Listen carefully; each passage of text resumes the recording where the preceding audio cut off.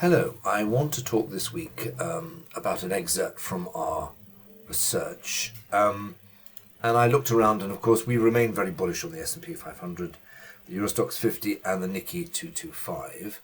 We're bullish of oil and we're bullish of gold, and we're standing back from the situation, the complex situation in currencies, in particular the dollar yen. And of these interesting situations, I am going to go back to the Nikkei 225. The situation is, as we talked about some weeks ago, the market has got back to the level of 39,600 or so from the 1980s, and 1980 in fact. And it's been driven by this massive, complex but real head and shoulders reversal, which calls it very much further than this level, right up here somewhere. I warned then, some weeks ago when we talked about it, that we might pause here, and we have.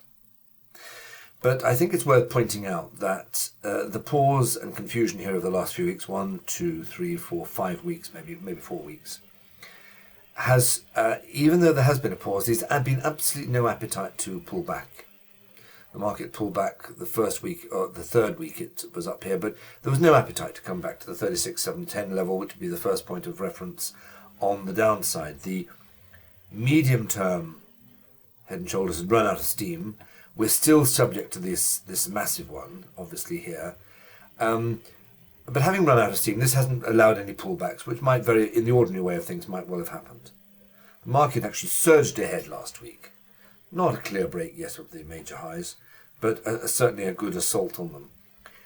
This short-term price action tells the story, really, that in the very short term, the market, having reached its old highs, pulled back, but there was no real keenness to break down both beneath this horizontal support from 38,580 and it did break beneath it, but it wasn't sustained.